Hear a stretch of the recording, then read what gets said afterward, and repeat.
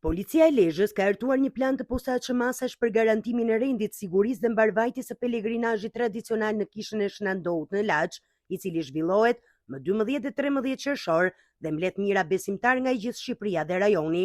Në kuadër të përgatitjeve, drejtori i Drejtorisë Vendore të Policisë Lezhë zhvilloi një takim me përfaqësuesit e kishës, ku diskutuan masat organizative dhe të sigurisë që do të zbatohen gjatë 2 ditëve të pelegrinazhit. Sipas policisë, nga ora 18 e datës 12 qershor deri në orën 24 të datës 13 qershor do të ketë kufizime të lëvizjes dhe parkimit në disa segmente rrugore që të çojnë drejt kishës së Shnandout. Konkretisht, kufizimet do të zbatohen në segmentet nga kryqëzimi i gjykatës, kryqëzimi i poliklinikës, kryqëzimi i gjimnazit dhe nga pallati 113 deri në kishën e Shnandout.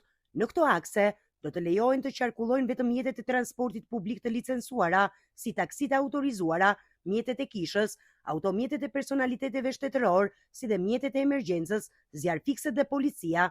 Ndërkohë, segmenti kryesor rrugor nga kryqëzimi i gjimnazit deri te kryqëzimi i varrezave do të jetë i aksesueshëm vetëm për këmbësorët. Policia njofton gjithashtu se mjetet me tonazh të rënd nuk do të lejohen të hyjnë nga mikalimi i Patokut në drejtim të Laçit, me qëllim shmangjen e bllokimeve dhe lehtësimin e qarkullimit gjatë fluksit të lartë të pelegrinëve. Për parkimin e automjeteve janë përcaktuar hapësira të posaçme nga Bashkia Kurbin, ndërsa nuk do të lejohen parkime në zona që pengojnë lëvizjen e mjeteve dhe këmbësorëve.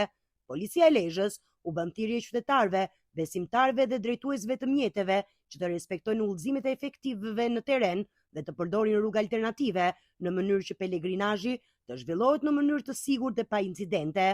Autoritetet uruan të gjithë besimtarët për një pelegrinazh të mbar dhe të qetë në kishën e Shnandout.